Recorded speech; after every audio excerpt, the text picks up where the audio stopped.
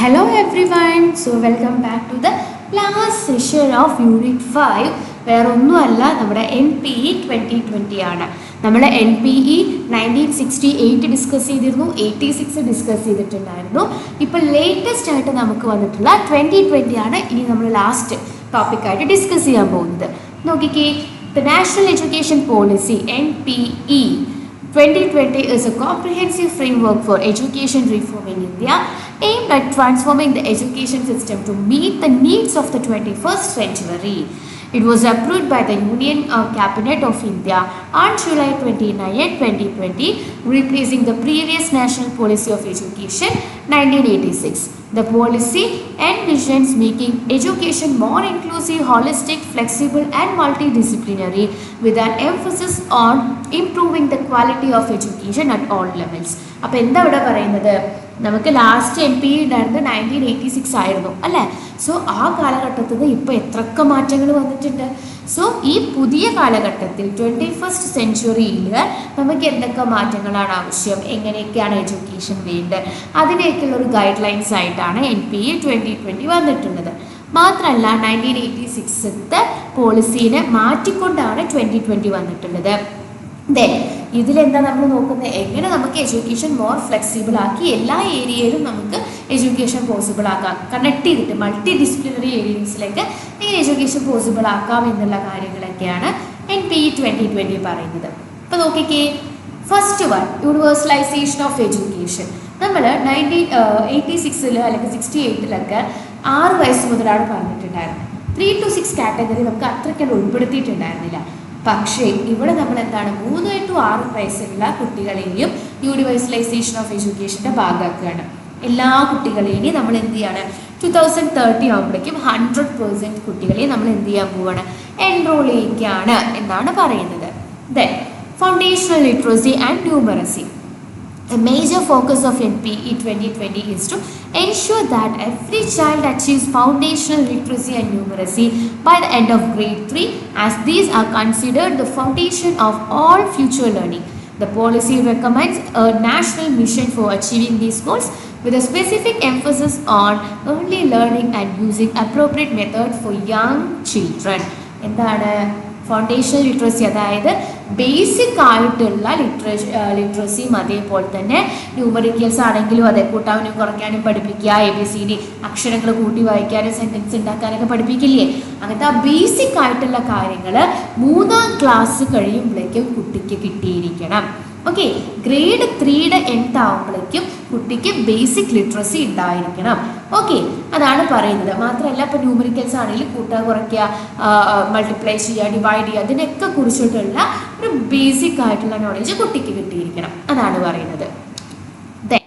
Curriculum and pedagogy reforms. എന്താ, the policy promotes flexibility in curriculum and pedagogy, moving away from rote learning to a more holistic, conceptual and experiential learning model. അപ്പോൾ പണ്ടത്തെ പോലെ by heart പഠിക്കുന്ന കരിക്കുലമൊന്നും അല്ല, നമ്മളിപ്പോൾ കുട്ടികൾക്കാണെങ്കിലും practical experiments ഒക്കെ കൂടുതലായിട്ട് വരുന്ന ടെക്സ്റ്റ് ബുക്ക് കാര്യങ്ങളൊക്കെയാണ് ഇന്നത്തെ കാലത്ത്. ഗ്രൂപ്പ് സ്റ്റഡീസ്, സർവേ അതൊക്കെ പ്രൊമോട്ട് ചെയ്യുന്നതാണ്. സോ മോർ കൺസെപ്ച്വൽ ആയിട്ടുള്ള എക്സ്പീരിയൻഷ്യൽ ലേണിംഗ് പ്രൊവൈഡ് ചെയ്യാനുള്ള കരിക്കുലം ആയിരിക്കണം.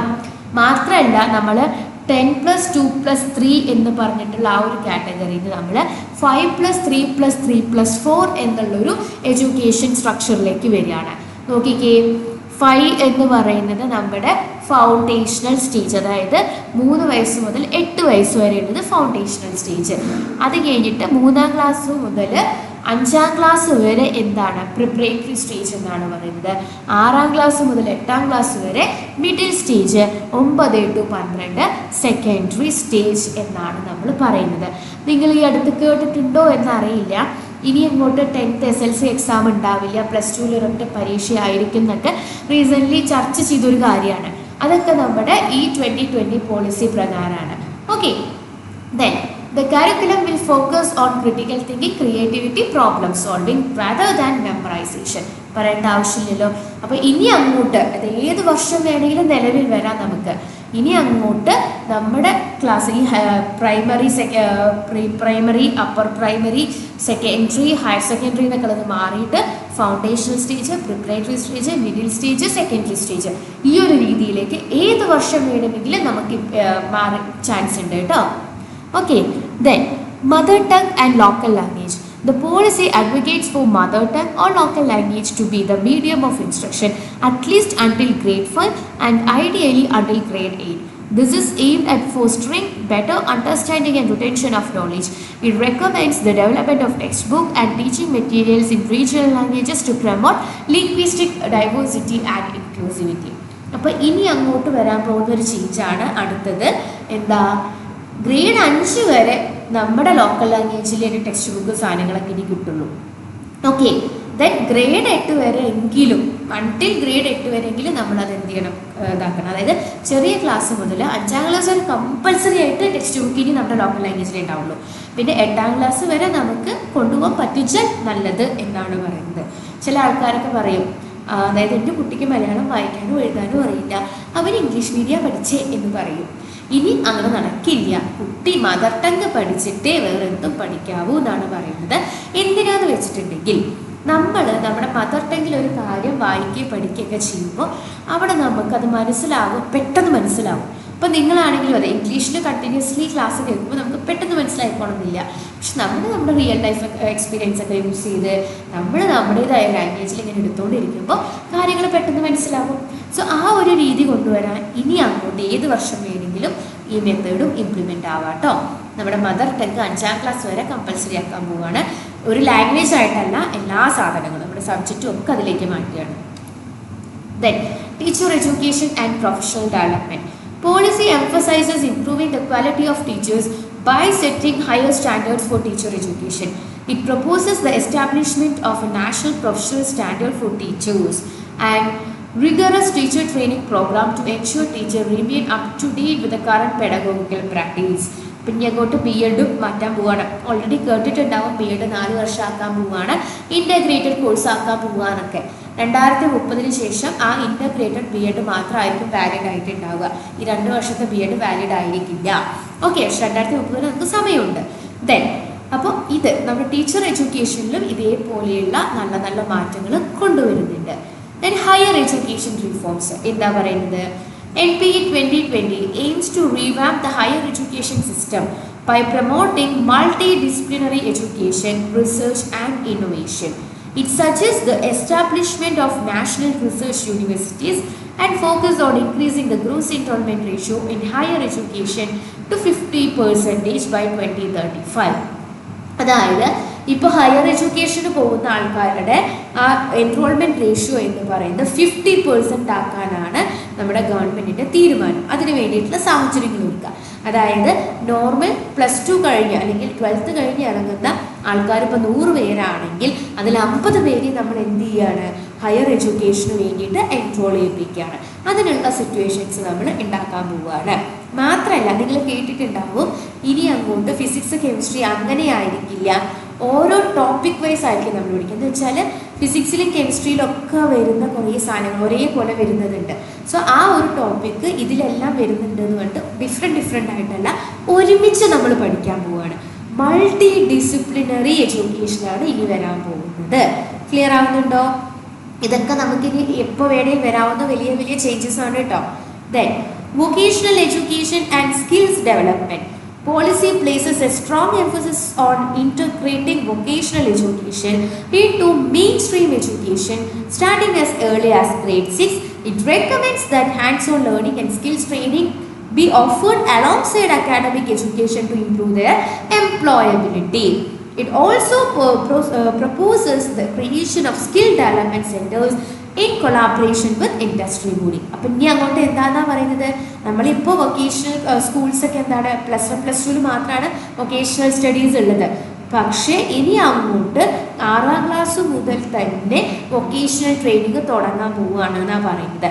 അതായത് ചെറിയ പ്രായത്തിൽ തന്നെ ആ കുട്ടികൾക്ക് ജോലി കിട്ടാനുള്ള സാധ്യത കൂട്ടിക്കൊടുക്കുകയാണ്. വെറുതെ ഈ തിയറി ഇപ്പോഴും എന്താണ് പലരും പറയാറുണ്ട്, മാത്സിൽ സൈനും കോസും എന്തിനാണ് പഠിച്ചതെന്ന് എനിക്ക് അറിയില്ല മിസ്സേ, അല്ലെങ്കിൽ കെമിസ്ട്രിയിൽ ആറ്റവും ഇലക്ട്രോണും പ്രോട്ടോണും ഒക്കെ എന്തിനാണ് പഠിച്ചത് ഞങ്ങൾക്ക് അറിയില്ല എന്നൊക്കെ പറയുന്നുണ്ട്. എന്താ വെറുതെ തിയറി പഠിച്ചിട്ട് കാര്യമില്ല.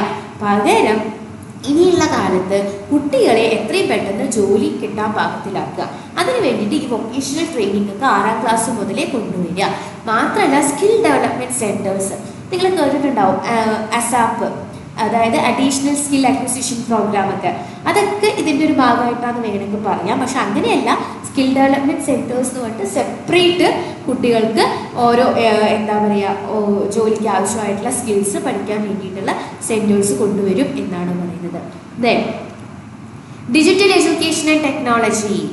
NPE 2020 recognizes the importance of technology in education and proposes that it be used to enhance learning, teaching and educational management.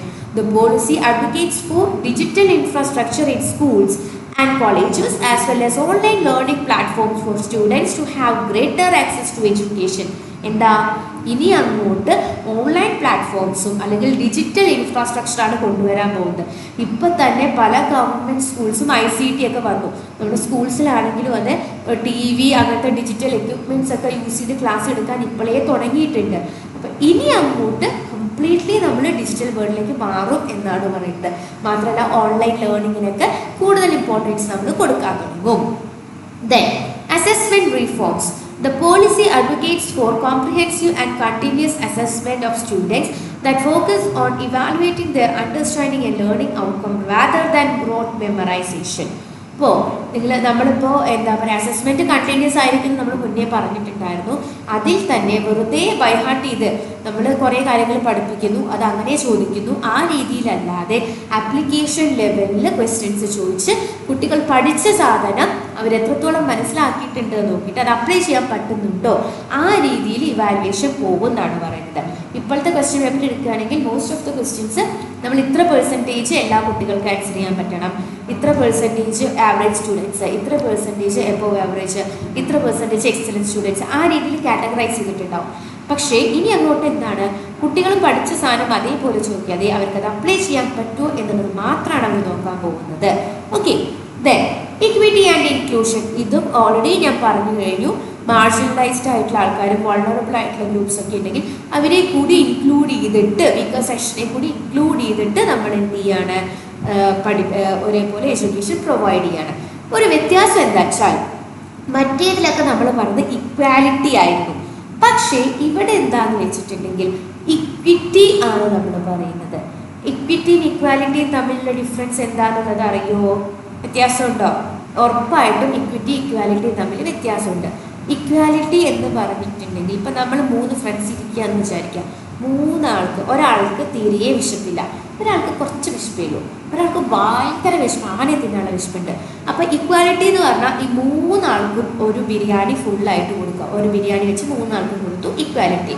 അതാണ് ഇക്വാലിറ്റി. പക്ഷെ ഇക്വിറ്റി എന്ന് പറഞ്ഞാൽ എന്താണ്, നല്ല വിശപ്പുള്ളവന് എന്ത് ചെയ്യാണ്, 2 ബിരിയാണി കൊടുക്കുന്നു, കുറച്ച് വിശപ്പുള്ളവന് 3/4 ബിരിയാണി കൊടുക്കുന്നു, തീരെ വിശപ്പില്ലാത്തവന് 1/4 ബിരിയാണി കൊടുക്കുന്നു. അതായത് അവിടെ എന്താ സംഭവിച്ചത്, കൊടുത്ത സാധനത്തിൻ്റെ എമൗണ്ട് കുറവാണ്, പക്ഷെ എല്ലാവരും ഫുൾഫിൽഡ് ആണോ? ആയിരിക്കും. ഓരോരുത്തരുടെയും ആവശ്യത്തിനനുസരിച്ച് കൊടുക്കുകയാണ് നമ്മൾ ചെയ്യുന്നത്. എല്ലാവർക്കും ഒരേപോലെ കൊടുക്കാതെ ഓരോരുത്തർക്കും ആവശ്യമുള്ളത് കൊടുക്കുക. അതാണ് ഇക്വിറ്റി എന്ന് പറയുന്നത്. ഓക്കെ, അപ്പോൾ നമ്മളിപ്പോൾ ഡിസേബിൾഡ് ആയിട്ടുള്ള ആൾക്കാർ വരികയാണെങ്കിലും അവരുടെ ആവശ്യം എന്താണ്, അപ്പോൾ അവരെ നമ്മൾ ഈ നോർമൽ കുട്ടികളുടെ കൂടെ ഇരുത്തിയിട്ട് പഠിപ്പിച്ചിട്ട് കാര്യമില്ലല്ലോ. അവർക്ക് എന്താണ്, ഇതേ ലെവലിൽ കാര്യം കിട്ടണമെന്നുണ്ടെങ്കിൽ അവർ സെപ്പറേറ്റ് ഇരുത്തി അവർക്ക് ആവശ്യമുള്ളത് കൊടുക്കണം. എത്ര രീതിയിൽ കൊടുക്കണം, ഏകദേശം എങ്ങനെ കൊടുക്കണം, അതൊക്കെ ഡിപ്പെൻഡ് ചെയ്തിട്ടിരിക്കുമല്ലോ. സോ നമ്മൾ ഇക്വിറ്റി എന്ന് ഉദ്ദേശിക്കുന്നത് എല്ലാവരെയും ഒരേപോലെ ഇരുത്തിയിട്ട് ഓരോരുത്തർക്കും ആവശ്യമുള്ളത് കൊടുക്കുകയാണ് നമ്മൾ ചെയ്യുന്നത്. ക്ലിയർ ആയോ? Then regulation and governance. Policy envisions a light but tight regulatory system that ensures accountability and autonomy for educational institutions. It calls for an increase in funding for education to 6% of GDP, which is a long-term target aimed at ensuring adequate resources for the sector. എന്തായാലും already പറഞ്ഞിട്ടുണ്ടായിരുന്നതാണ്. നമ്മൾ കാര്യങ്ങളൊക്കെ monitor ചെയ്യാനും എല്ലാത്തിനും പ്രോപ്പറായിട്ട് എല്ലാം നോക്കി നടത്താനൊക്കെ അതിൻ്റെ legal കൗൺസിൽസിലൊക്കെ കൊണ്ടുവരും. അതേപോലത്തെ 6% ഓഫ് GDP എന്ന് പറയുന്നത് എഡ്യൂക്കേഷന് വേണ്ടി മാറ്റി വയ്ക്കുന്നൊക്കെ നമ്മൾ മുന്നേ പറഞ്ഞിട്ടുണ്ടായിരുന്നു. ഇനി ഇതൊക്കെ പറയുമ്പോഴും ഒരുപാട് ചാലഞ്ചസ് നമ്മൾക്ക് NEP 2020 നോക്കുന്നുണ്ട്. ഏതൊക്കെയാണ്? While NPE 2020 outlined a visionary and ambitious roadmap for the future of Indian education, the challenge lies in its effective implementation. എഫക്റ്റീവായിട്ട് ഇതെല്ലാം നമുക്ക് കൊണ്ടുവരാൻ പറ്റുമോ? ചാൻസ് ഇല്ല. എത്രയൊക്കെ നോക്കിയാലും പറ്റില്ല. അഡ്വക്കേറ്റ് ഫണ്ടിങ് ഉണ്ടോ? അതേപോലെ തന്നെ കപ്പാസിറ്റി ബിൽഡിംഗ് ഓഫ് ടീച്ചേഴ്സ്, ഇങ്ങനെയൊക്കെ ചെയ്യണമെന്നുണ്ടെങ്കിൽ പ്രൊഫഷണൽ ഡെവലപ്മെൻറ്റ് ആവശ്യമാണ്. അത്രയും എന്താ പറയുക എഫിഷ്യൻ്റ് ആയിട്ടുള്ള ടീച്ചേഴ്സ് ആവശ്യമാണ്.